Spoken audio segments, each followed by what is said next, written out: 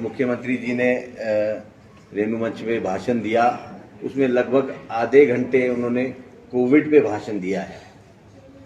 आधे घंटे का जो भाषण था वो कोविड पे था। तो आप देख रहे होंगे कि क्या नज़रिया है उनका कि अगर उनको मंडी सीट में हार मिली है तो उन्होंने लवी का मेला ही बंद करा दिया। लवी में मेला नहीं हो रहा है, अंतर्राष्ट्रीय मेला लवी भी है, रेणुका जी भी है। और वहाँ के लोगों के बहुत सारे लोगों के मुझे फ़ोन कॉल्स भी आए, उन्होंने बताया कि यहाँ हमारा मेला हो नहीं रहा है और माननीय मुख्यमंत्री जी वहाँ आपको ये कोविड के बारे में भाषण दे रहे हैं। तो ये सारी चीज़ें उनका जो ये सारा जो प्यार है वो एक दम ही 4 सालों बाद वो रेणुका चुनाव क्षेत्र को मिल गया है। और मैं ये भी कहना चाहता हूँ कि आपने रेणुका चुनाव क्षेत्र में बहुत सारी घोषणाएं पहले भी की, उन घोषणाओं का क्या हुआ? वो क्या धरातल पे उतरी है? उनमें से मैं ये समझता हूँ कि कई चीज़ें आप भूल गए। और मैंने आज आपको सिरमौर आने की क्या आवश्यकता पड़ी, मैंने आपको विधानसभा में अपने बजट भाषण में मैंने इस चीज़ को प्रमुखता से उठाया था कि आपने पूरी बजट बुक में सिरमौर का जिक्र तक नहीं किया। सिरमौर के लोगों को आप भूल गए। यहाँ से प्रथम मुख्यमंत्री और हिमाचल प्रदेश के निर्माता डॉक्टर वाईएस परमार को आप भूल गए। और एकदम आपको चुनाव की हार के बाद ऐसा लगा कि ये तो मेरी तो कुर्सी डगमगा रही है, तो आप एकदम सिरमौर पहुँच गए। मैं विकास की राजनीति करता हूं और विकास की राजनीति में विश्वास रखता हूं, क्योंकि हमने ऐसे मुख्यमंत्री के साथ कार्य किया है जिन्होंने जो बात मुंह से बोली है उसको सच करके दिखाया है। अपने लिए, अपने भाषणों के लिए और उसके लिए तो पब्लिक इकट्ठी कर दी, उसमें कोविड नहीं हुआ। जब संस्कृत संध्या की बात आई तब उसमें कोविड हो गया। तो ऊपर से आप ये परंपरा रही है रेणु मंच की हमेशा कि जितनी भी घोषणाएं होती थी माननीय मुख्यमंत्री जी, पूरे सिरमौर की घोषणाएं जो रेणु मंच से हुआ करती थी, आपने उसको एक छोटा मेला, अंतर्राष्ट्रीय मेले से लेकर एक पिंडू जो मेला है उसका नाम दे दिया है। आज की डेट में आपने हनन किया है हमारे अधिकारों का। मैं वहाँ से स्थानीय विधायक हूँ और आपने मुझे बोलने तक का मौका नहीं दिया। आपने वहाँ रेणु मंच से मुझे बोलने का मौका नहीं दिया, जबकि सबसे प्रथम अधिकार मेरा है कि मैं अपनी जनता की बात आपके समक्ष रखूं। आपने 80 शिलान्यास और उद्घाटन किए।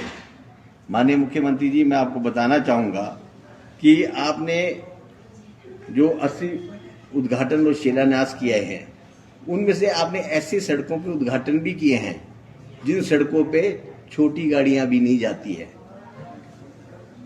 मुख्य तौर से मैं आपको उल्लेख भी करना चाहूँगा यहाँ कि जो आपने उंगर कांडो रोड का उद्घाटन किया है उसमें छोटी गाड़ी भी नहीं जाती है। आपने मगुआ सीव रोड का उद्घाटन किया है, उसमें छोटी गाड़ी भी नहीं जाती है, आपने उसका उद्घाटन कर दिया। आपने एक स्कीम का शिलान्यास कर दिया, आपने लोक भवन संगड़ा का शिलान्यास कर दिया।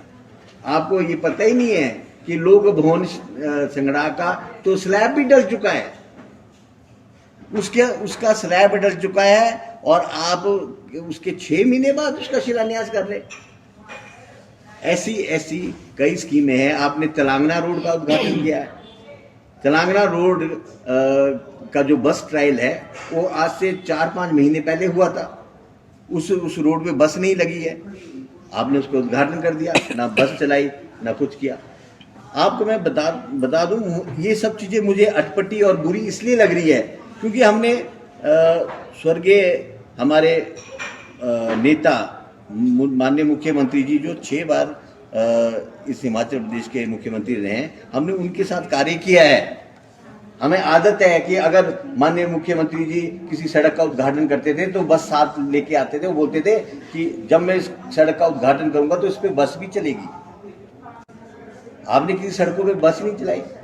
मैंने आपसे शिमला आके आग्रह किया, माननीय मुख्यमंत्री जी, मुझे पता था कि आपने जो कॉलेज किए, आपने जो ITIs की, बहुत अच्छी बात है, आपने डिवीजन खोले, बहुत अच्छी बात है, मैं भी खुश हूँ। विकास करना कोई हमारी ही जिम्मेवारी नहीं है कांग्रेस पार्टी की। आप सरकार में हैं, आप डबल इंजन की सरकार चला रहे हैं, आपकी भी जिम्मेवारी है। आप 4 साल बाद जाके, बहुत अच्छी बात है। आपका भाषण मुझे आज भी याद है, रेणु मंच से आपने कहा कि पहले वर्ष में आप आए तो बहुत गर्मी थी आप में, क्योंकि आप नई नई सरकार बना के आए थे। आपने ये बोला था कि जो हमारी सरकार है वो आते आते काम करती है, जो कांग्रेस की सरकार है वो जाते जाते काम करती है। मैं आपसे ये पूछना चाहता हूं कि आप कौन से वर्ष में हैं आज तक आपको ये याद क्यों नहीं आया कि ये हमारे जाते हुए वर्ष है। चौथा वर्ष के बाद जो सरकार का जाता हुआ समय होता है, आप दूसरों के ऊपर जब उंगली उठाते हैं तो आपको ध्यान रखना चाहिए 4 उंगलियां आपकी तरफ भी उठती है। ये नहीं बात की कि रेणुका डैम हमारी सबसे प्रमुख जो चीज है, इस वक्त सिरमौर का मुद्दा है, हिमाचल प्रदेश का मुद्दा है। 7,000 करोड़ का ये डैम प्रोजेक्ट है, आपने उसके बारे में बात नहीं की। आपने विस्थापितों के बारे में बात नहीं की। आपने ये नहीं पूछा कि आपका कैसे ये लोग रहेंगे, कहाँ ये लोग रहेंगे, कहाँ इनके लिए जमीन है, कुछ नहीं आपने बात की।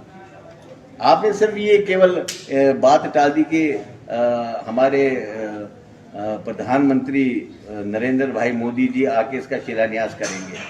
अरे शिलान्यास तो तब करेंगे जब इसकी औपचारिकताएं आप पूरी करेंगे, और औपचारिकताएं लगातार मैं विधानसभा में इसका प्रश्न उठाते आया हूं कि आप इसकी औपचारिकताएं कितने समय में पूरी करेंगे। 4 साल से मैं ये प्रश्न उठा रहा हूं, 4 साल से आपसे औपचारिकताएं नहीं पूरी होगी और लास्ट स्टेज पे ये प्रोजेक्ट है, आपने इसकी कोई बात नहीं की। आपने दधाऊ कॉलेज जो कांग्रेस सरकार ने खोला था, उसकी लैंड आपके पास अभी तक अवेलेबल नहीं हुई।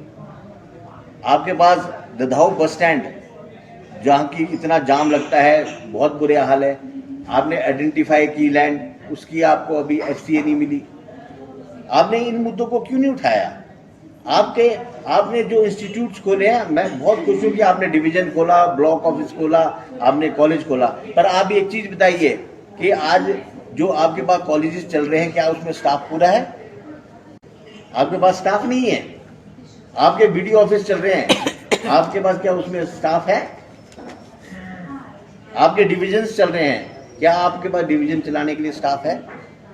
आपके स्कूल चल रहे हैं, आपने बहुत सारे स्कूलों की घोषणाएं की, मैं खुश हूं, आपने स्कूलों को अपग्रेड किया है। आप ये देखिए, आपने ऐसे स्कूल को भी अपग्रेड किया है जहां की बच्चों की संख्या 5 और 6 है। अच्छी बात है, उन्हें शिक्षा मिलनी चाहिए, मैं भी खुश हूं इस बात से। हमारे वीरभद्र सिंह जी भी कहा करते थे कि जहाँ 2 बच्चे भी होंगे हम वहाँ भी स्कूल खोलेंगे, पर वहाँ स्टाफ का क्या इंतजाम है? क्या आपने स्टाफ का इंतजाम किया? तो ये सारी चीजें हैं।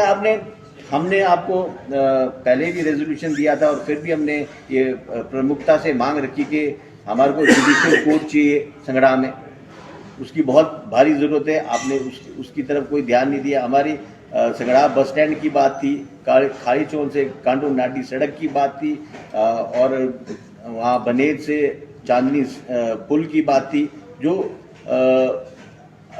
बहुत पहले से विधायक प्राथमिकता की ये सब चीजें हैं, ये आप नहीं करवा पाए। अब ये भी देखिए कि आपने एक घोषणा, मैं आपको ये बड़े ध्यान से बताना चाहता हूं कि एक घोषणा आपने 10 साल पहले आपकी सरकार, माननीय धूमल जी चीफ मिनिस्टर थे, आपने की थी JEE सेक्शन IPH गाताधार, माननीय धूमल जी ने घोषणा की, पूरी नहीं हुई। उसके बाद आप जब पहले साल में आए, जब आप रेणुका आए, तब आपने ये घोषणा की दोबारा JEE सेक्शन गाताधार, फिर आप 4 साल तक पूरी नहीं कर गए और आप परसों फिर इसकी घोषणा करके गए। क्या आप लोगों को क्या सोच के रखा हुआ है आपने? आप 3 बारी आपकी सरकार एक ही JEE सेक्शन की घोषणा करें, और अंदाजा लगाइए कि जब आप 2010 से लेकर 2021-22 तक एक जेई सेक्शन नहीं खोल सकते, तो क्या आप डिवीजन खोलेंगे? क्या आप कॉलेज खोलेंगे? क्या आप बीडीओ ऑफिस खोलेंगे? मैं नहीं समझता कि आप इतनी बड़ी बड़ी घोषणाएं पूरी कर पाओगे।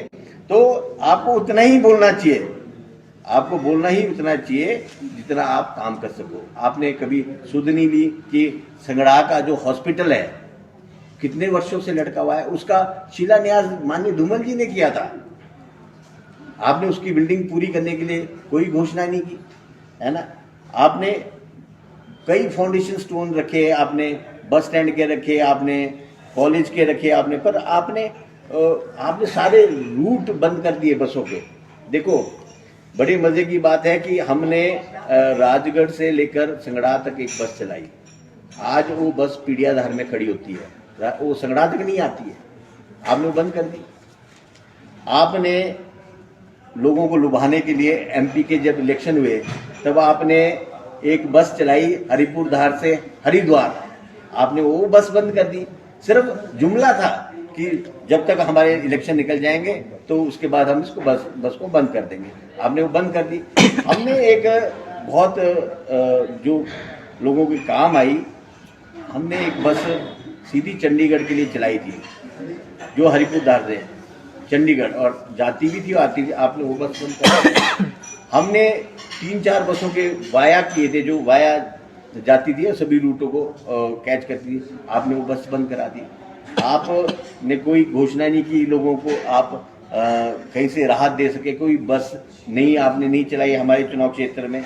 आपने ये ध्यान दिया कि आपकी जिस सड़क से आप आए उस सड़क की क्या हालत थी। जब बिरला में आप हेलीपैड पे उतरे तो उसके बाद आप दधाऊ तक आए, उस सड़क को ठेकेदार 4 साल से नहीं कर रहा है।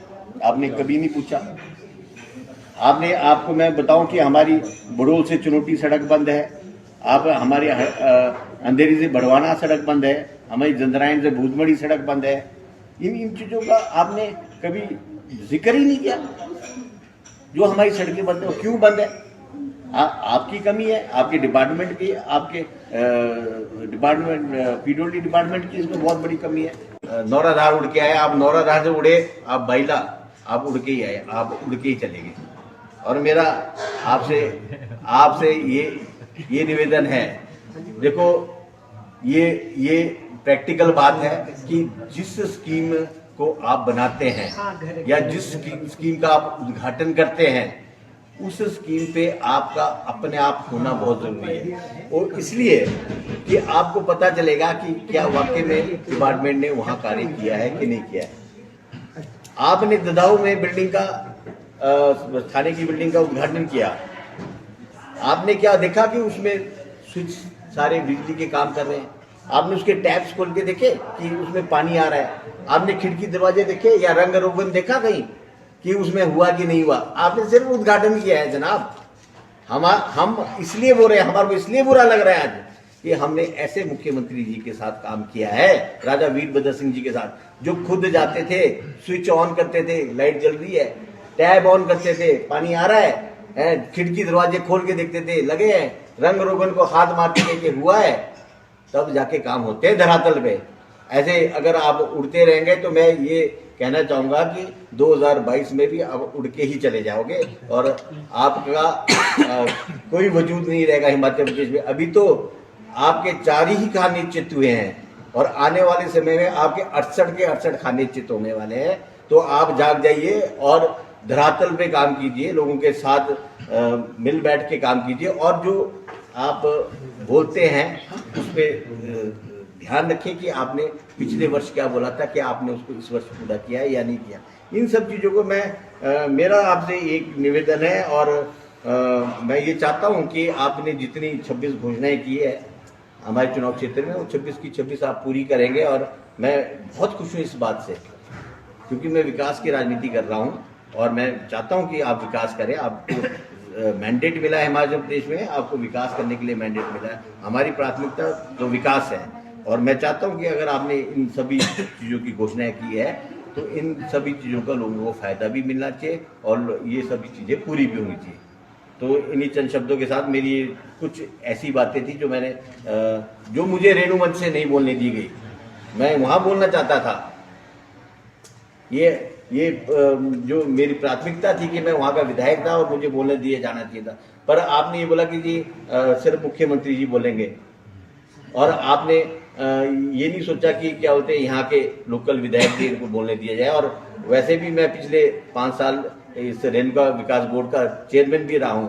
मुझे अधिकार मेरा बनता था, पर आपने उस अधिकार को भी छीना है।